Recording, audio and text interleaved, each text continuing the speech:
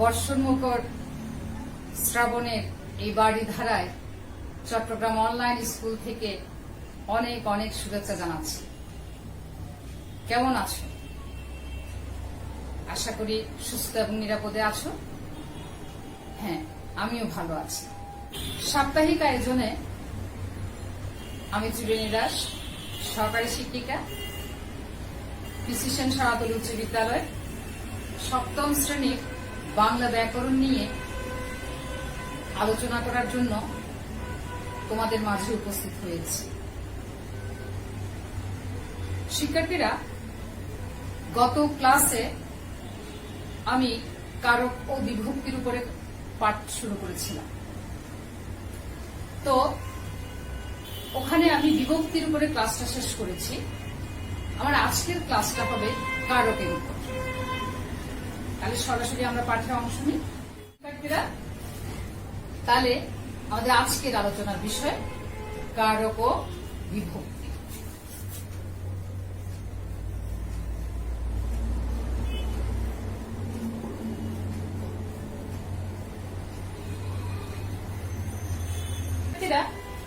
আমরা দেখব আগে কারক শব্দটির অর্থটা কি। কার কেমন? প্রথমে আমরা দেখি এই ক্রি ধাতুর সাথে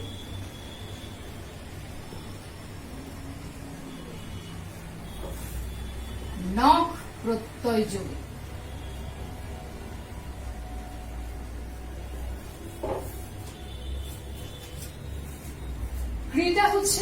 ক্রিটা হচ্ছে একটা ধাতু এবং এই নখ প্রত্যয় যোগে হয়েছে কি কার। বুঝতে পারছো? এই কারক শব্দটার অর্থটা হচ্ছে এটাই। কেমন? আর এই ক্রি, এই ধাতুটার বাংলা একদম সহজভাবে যদি আমরা অর্থটা বলি, সেটা অর্থ হচ্ছে করা। ক্রি ধাতুটার যদি আমরা সহজ অর্থ জেনে নিই, তাহলে সেটা দাঁড়ায় করা। কেমন? এবার দেখবো আমরা এই কারক কাকে বলে।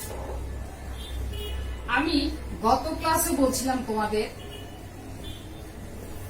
ক্রিয়াপদের সাথে নাম। কেমন? আমি গত ক্লাসে তোমাদের আলোচনা করেছিলাম যে কোনটা ক্রিয়াপদ, কোনটা নামপদ। আমি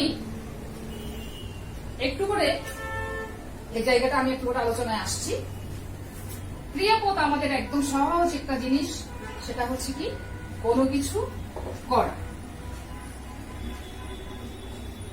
কোনো কিছু করা। কেমন? এবার দেখবো তাহলে আমরা এই নামপদটা। কেমন? এই নামপদটা খুব একটা সহজ জিনিস। নামপদ বলে এখানে লিখে জিনিসটা তোমাদের কাছে বেশ একটু কঠিন মনে হচ্ছে, আসলে মোটেও কিন্তু কঠিন নয়। এই নামপদ বলতে আমরা বুঝবো যে কোন জাতি, সংখ্যা, গুণ ইত্যাদি, এই জিনিসটাকেই বলা হয় নামপদ। আবার আমরা বিশিষ্ট একটা পদ পড়েছি না? বিশিষ্ট পদের 5 প্রকার ভেদের মধ্যে বিশিষ্ট একটা পড়েছি না?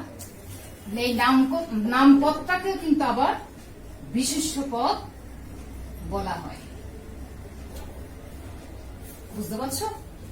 তাহলে এই ক্রিয়াপদের সাথে নামপদের যে সম্পর্ক, তাকেই বলা হয় কারক। বুঝতে পারছো শিক্ষার্থীরা? তাহলে নামপদ জিনিসটা একদম সহজ হয়ে গেল না? এখানে গুণ থাকতে পারে, জাতি থাকতে পারে, সংখ্যা থাকতে পারে, অর্থাৎ বিশিষ্ট পদ। এক কথায় বিশিষ্ট পদ যেটা, সেটাই হচ্ছে নামপদ। এবার আমরা দেখব কারকের প্রকারভেদ। কারক 6 প্রকার। 6 প্রকারগুলো আমরা একটু করে দেখি। কর্তৃকারক, কর্মকারক, করণ কারক, সম্প্রদান কারক, অপাদান কারক এবং অধিকরণ কারক। কেমন? আমি আলোচনায় যাব। আলোচনায় যাওয়ার আগে একটু করে আগেই বলে রাখি, আমি আজকে কর্তৃকারক এবং করণ কারক পর্যন্ত আমি আজকে আলোচনা করব। কেমন? শিক্ষার্থীরা, তোমরা তোমাদের বইয়ের 28 পৃষ্ঠাটা খুলে দেখো। ঠিক আছে? আমি আলোচনায় যাচ্ছি কর্তৃকারক। শিক্ষার্থীরা একটু করে খেয়াল করো, এখানে আমরা দেখতে পাচ্ছি 3টা উদাহরণ দেখতে পাচ্ছি। কেমন? একটা হচ্ছে পাখি ডাকে, একটা হচ্ছে সে যায়, আর একটা হচ্ছে বুলবুলিতে ধান পেয়েছে। কেমন? আচ্ছা, এখানে এই যে ডাকে, যায় এবং ধান খেয়েছে, এই 3টা জিনিসকে আমরা কি বলতে পারি? একটু করে তোমরা বলো তো দেখি। এর আগে কিন্তু আমি বলেছি ক্রিয়াপদ এবং নামপদ দুটো জিনিস আমি কিন্তু পরিষ্কার করে দিয়েছিলাম। দেখি একটু বলো তো, এখানে ডাকে, যায় এবং ধান খেয়েছে, এই 3টা জিনিস কি? হ্যাঁ, ঠিকই আছে। এই ডাকে, যায় এবং ধান খেয়েছে, এই 3টা হচ্ছে ক্রিয়াপদ। কেমন? এখানে এই 3টা জিনিস হচ্ছে ক্রিয়াপদ। আচ্ছা, এই 3টা ক্রিয়াপদকে, এই ক্রিয়াপদগুলো সম্পন্ন করেছে কে কে? নিশ্চয়ই কোনো না কোনো ব্যক্তি নিশ্চয়ই এই জায়গাগুলো সম্পন্ন, ক্রিয়াপদগুলো সম্পন্ন করেছে। এখানে ব্যক্তিগুলোকে আমরা একটু দেখি। যেমন পাখি ডাকে, এখানে এই যে পাখি ডাকে কথাটা আসছে, ডাকে হচ্ছে ক্রিয়াপদ।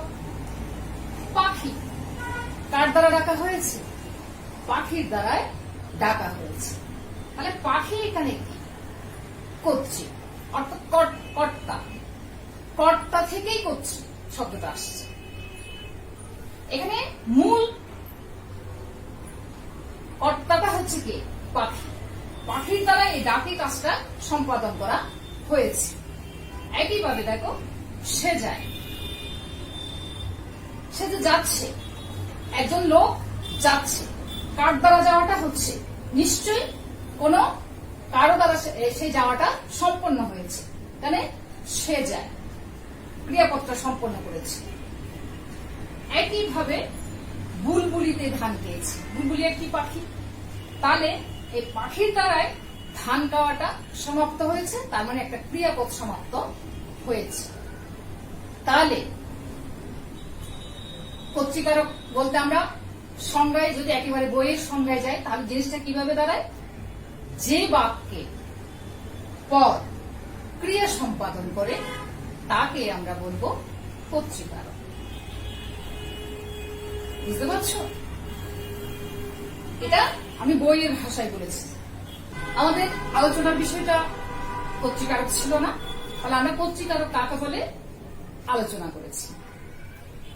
এবার আমরা দেখব কর্তৃকারককে আবার 4 ভাগ ভাগ করেছি। বুঝতে পারছো? আমরা সেই প্রকারভেদ গুলো একটু দেখি। প্রথম যে জিনিসটা দেখবো সেটা হচ্ছে কি? কর্তৃকারকে হচ্ছে মুখ্য কর্তা। কেমন? কর্তৃকারকে প্রকারভেদে 4 প্রকার, প্রকারভেদের মধ্যে প্রথম যেটা হচ্ছে সেটা হচ্ছে কি? এখানে একটু করে আমি দেখিয়ে দিই 4 প্রকার। ঠিক আছে? প্রথম হচ্ছে মুখ্য কর্তা। আমরা এই মুখ্য শব্দের অর্থটা কি জানি? একটু করে যদি আমরা বলি, মুখ্য শব্দের অর্থ কি? মুখ্য শব্দের অর্থটা হচ্ছে প্রধান বা শ্রেষ্ঠ। মুখ্য শব্দের অর্থ হচ্ছে প্রধান বা শ্রেষ্ঠ। একটা উদাহরণ দেখো, ঘোড়া গাড়ি টানে। তাহলে এখানে ঘোড়া যদি গাড়ি টানে, আমি দেখাই, উদাহরণটা দেখাই। এখানে মুখ্যকে কেউ কি বলবে? একটু করে বলো তো দেখি, এখানে মুখ্যকে। আমি তো বলেছি যে মুখ্য শব্দের অর্থ হচ্ছে প্রধান বা শ্রেষ্ঠ।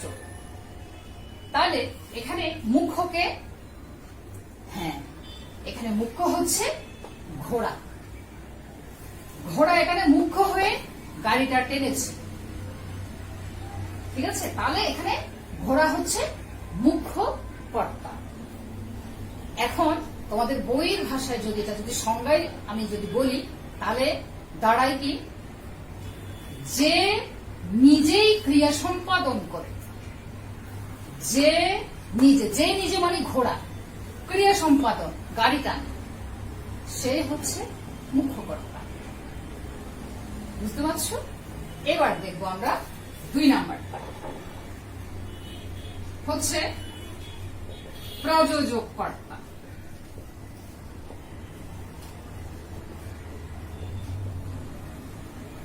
প্রযোজক কর্তা।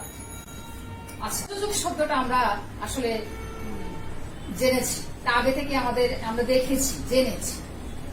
তোমরা যখন নাটক দেখো, নাটকের শেষে একদম শেষে যখন পরিচিতি পর্বটা শেষ করায়, একদম শেষে গিয়ে বলে প্রযোজনা অমুক ব্যক্তি আছে।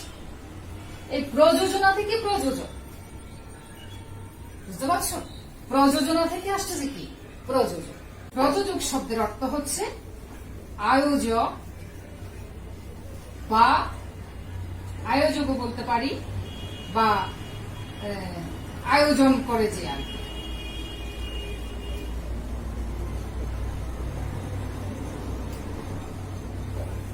বুঝতে পারছো? আয়োজক বা আয়োজন করেছে। আমার মনে হয় এখন বুঝতে পারছো জিনিসটা, প্রযোজক শব্দটার অর্থটা কি।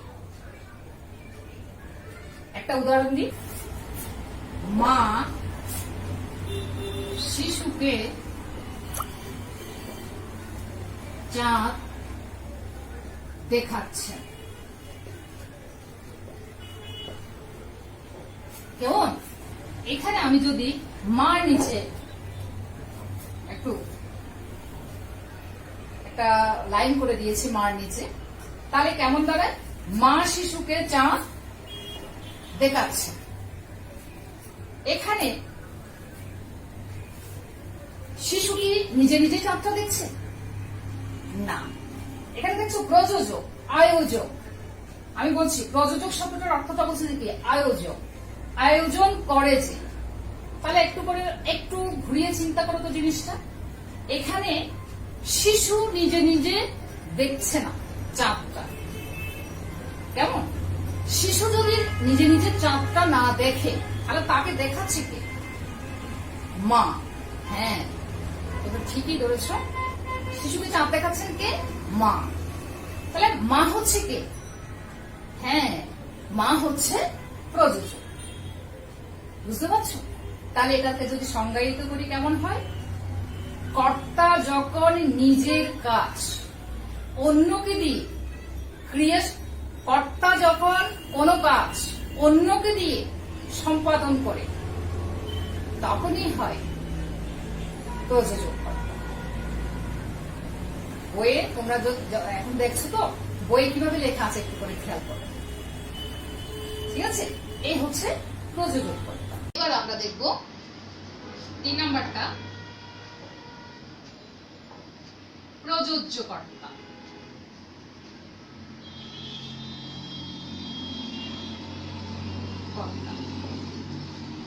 এই প্রযোজ্য কর্তাটাকে আমরা একটু করে আগে জানি।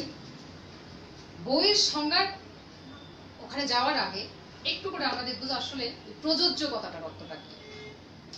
এই প্রযোজ্য কথাটার অর্থটা হচ্ছে প্রয়োগ করার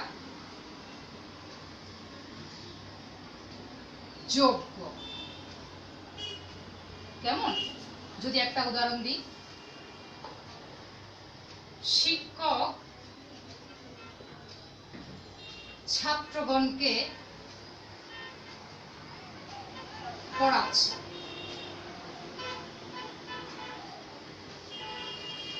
কেমন?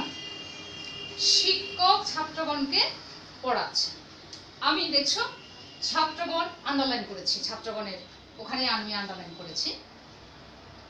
প্রথমে একটু করে দেখো প্রয়োগ করার জন্য। এখানে প্রয়োগ করার যোগ্য মানে এখানে জিনিসটাকে ধরে নেবে যে কোনো একজন গুণী ব্যক্তির কথা এখানে বলা হচ্ছে, অর্থাৎ যোগ্যতা থাকা।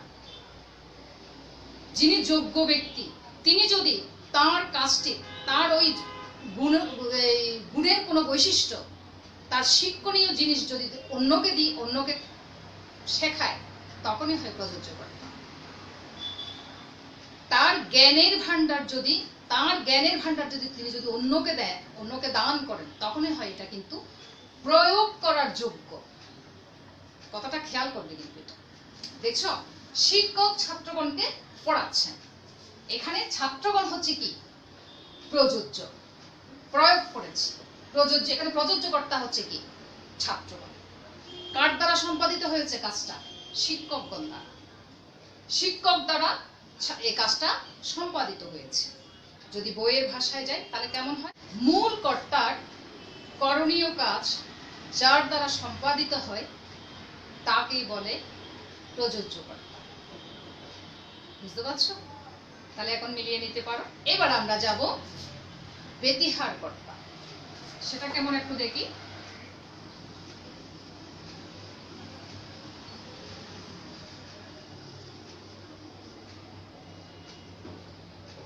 ব্যতিহার শব্দটা তোমাদের জন্য একেবারেই হয়তো নতুন। আসলে এই ব্যতিহার শব্দটার যদি একদম সহজ ভাষায় আমি বলি, সেটা দাঁড়ায় পরস্পর ক্রিয়া সম্পাদন বা একই আচরণ।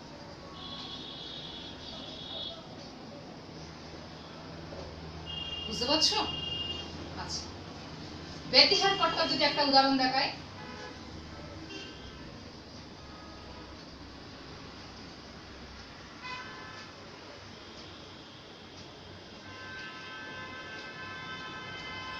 শিয়ানে শিয়ানে লড়াই। কেমন? এখন দেখো তো, আমি ব্যতিহার শব্দের অর্থ বলেছি যে কি পরস্পর ক্রিয়া সম্পাদন বা একই আচরণ। একই আচরণ কোনটা? এখানে লড়াইটা।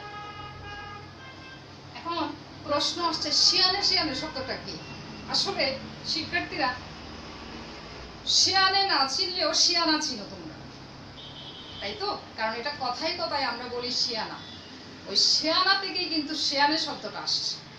আর শিয়ানের শব্দটাকে যদি আমরা একটু অভিধানের ভাষায় যদি বলি তাহলে কি হয়? চালাক, চতুর, এই শব্দগুলো আসে। কেমন? এখন দেখো, অর্থাৎ চতুরে চতুরে লড়াই। চতুরে চতুরে লড়াই মানে কি? দুজনেই চতুর, দুজনেই একই কাজ যেখানে সম্পাদন করে, সেটা লড়াই হতে পারে, সেটা মারামারি হতে পারে, সেটা কাটাকাটি হতে পারে, সেটা হাতাহাতি হতে পারে, অনেক কিছু হতে পারে। কেমন? সেজন্য দেখছো পরস্পর ক্রিয়া সম্পাদন বা একই আচরণ যেটাই করে সেটাই হচ্ছে ব্যতিহার কর্তা। কেমন? এবার বইয়ের সংজ্ঞায় যায়, কোন বাক্যের মধ্যে দুইজন ব্যক্তি যখন একই কাজ সম্পাদন করে তখনই হয় ব্যতিহার কর্তা। এটা হচ্ছে বইয়ের সংজ্ঞা। বুঝতে পারছো? তাহলে কর্তৃকারকের চারটা ভাগ আমরা জানলাম। এবার যাবো আমরা কর্মকারক। এই কর্মকারকে যাওয়ার আগে আমরা একটু করে একটা উদাহরণ দেখাই। যেমন মনে করো শাহেদ বই পড়ে। কেমন? বই আমি আন্ডারলাইন করে দিলাম। এখানে একটা জিনিস খেয়াল রাখবে, আমরা কর্তৃকারকে দেখেছিলাম কর্তাই হচ্ছে কর্তৃ। কর্ম এখানে, অর্থাৎ যেখানে প্রথমে যে কর্তাই হচ্ছে কর্তৃ, তো এখানে কর্তাই হচ্ছে প্রধান। কেমন? এই যে কর্মকারক, এই কর্মকারকে কর্মটাই প্রধান, কর্ম এখানে প্রাধান্য পাবে। দেখছো যে আমরা কর্তৃকারকে কি করেছি? সবসময় যিনি প্রধান ছিল, ব্যক্তি হোক, পশু হোক, পাখি হোক, যাই হোক, সেখানে কিন্তু আমি কিন্তু আন্ডারলাইন করে দিয়েছি। তার মানে ওই জায়গাটা নিয়ে তোমাকে ভাবতে হবে। একইভাবে এই জায়গাটায় যখন আমি বইয়ের আন্ডারলাইন করেছি, তখন তোমাকে এখানে বই নিয়ে ভাবতে হবে, এবং বইটা হচ্ছে তোমার কি? কর্ম। কেমন? এখন এই কর্মকারকে দেখো, কর্মকারকে কি হচ্ছে? এখানে শাহেদ কি হয়ে গেছে? কর্তা। আমি কিন্তু শাহেদের নিচে কি করিনি? শাহেদে কিন্তু আমি আন্ডারলাইন করিনি। আন্ডারলাইন করেছি কোথায়? বই। তাহলে যদি বই যদি আন্ডারলাইন করা হয়, তার মানে এখানে কর্মই প্রধান। যদি কর্মই প্রধান হয়, তাহলে আমরা এটাকে বলবো যে কি? কর্মকার। এখন বইয়ের সংজ্ঞায় যদি বলি, সেটা কি হয়? যাকে আশ্রয় করে কর্তা ক্রিয়া সম্পাদন করে, তাকে বলা হয় কর্মকার। যাকে আশ্রয় করে, দেখো এখানে কাকে আশ্রয় করেছে? বইকে। কর্তা শাহেদ, শাহেদ হচ্ছে কর্তা, বই হচ্ছে কর্ম। ক্রিয়া সম্পাদন কোনটা? করে, তাই তো? কর্তা যাকে আশ্রয় করে ক্রিয়া সম্পাদন করে, তাকে আমরা বলবো কর্মকার। কেমন? এবার দেখবো আমরা কর্মকার।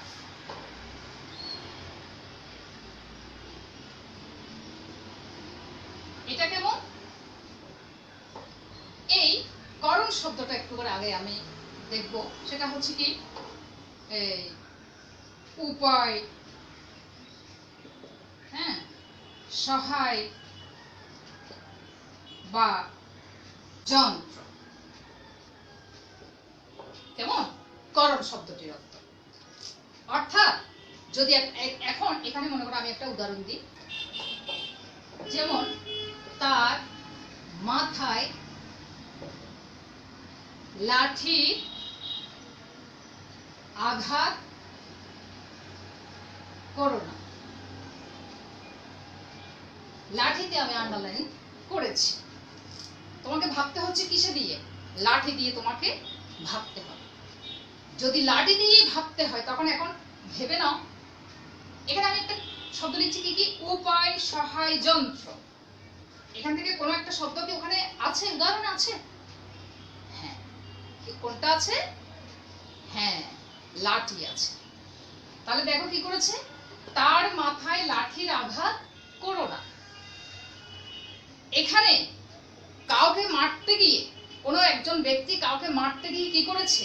লাঠি দিয়ে আঘাত করেছে। এমনি এমনি মারেনি। কি দিয়ে মেরেছে? লাঠি দিয়ে মেরেছে। এখানে কিসের সহায় নিয়েছে? কিসের সাহায্য নিয়েছে? একটা যন্ত্রের সাহায্য নিয়েছে, এবং এটাই হচ্ছে করণ। বুঝতে পারছো? এবার যদি বইয়ের ভাষায় যাই, কেমন হয়? কর্তা যে পদের দ্বারা ক্রিয়া সম্পাদন করে, তাকে বলা হয় করণকার। এখানে কর্তাকে তার মাথায় লাঠির আঘাত করো না। কর্তা যার দ্বারা ক্রিয়া সম্পাদন করে, এখানে ক্রিয়া সম্পাদনটা করেছে, এখানে ক্রিয়াটা বুঝতে পেরেছো তো? আঘাত করা ক্রিয়া। যার দ্বারা, কার দ্বারা? লাঠির দ্বারা। কর্তা যার দ্বারা ক্রিয়া সম্পাদন করে, কর্তা কি করেছে? একটা যন্ত্রের সাহায্য নিয়ে ক্রিয়া সম্পাদন করেছে, তখন হয়েছে করণ। আচ্ছা, এই করণ শব্দটা একটা জিনিস তোমাদের একটু জানিয়ে দিই। এখানে আমি দেখছো, করণ এই শব্দটা লিখতে গিয়ে এখানে আমি মূর্ধন্য ব্যবহার করেছি। বুঝতে পারছো কেন মূর্ধন্য ব্যবহার করেছি? এটার একটা নোট আছে, নোটটা জেনে নাও। ক, র, মূর্ধন্য স এবং ক্ষিয়। বুঝতে পারছো? এই চারটা বর্ণের পরে সবসময় কি হবে? মূর্ধন্য হবে।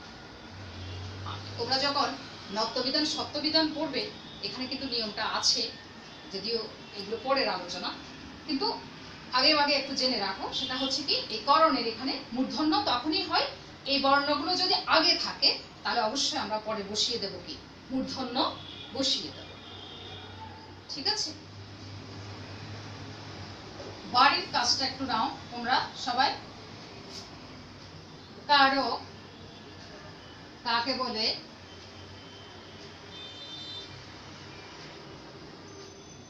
কর্তৃকারকের প্রকারভেদগুলো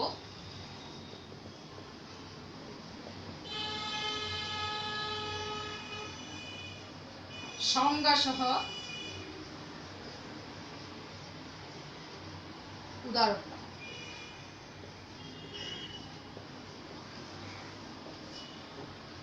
ঠিক আছে, এটা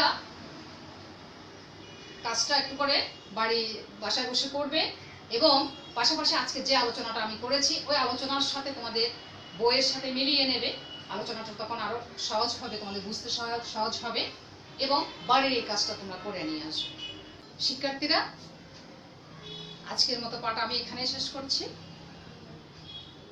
যাবার আগে শুধু তোমাদেরকে এটুকুই বলবো, যে কোনো কঠিন পরিস্থিতি থেকে নিজেকে যদি মানিয়ে নিতে পারো সেটাই জীবন। সবাই মিলে আমরা সৃষ্টিকর্তার কাছে প্রার্থনা করি আমরা যেন সেই প্রাণবন্ত গুঞ্জিত শ্রেণীকক্ষে আবারও ফিরে যেতে পারি। সবার জন্য শুভাশিস। ধন্যবাদ সকলকে।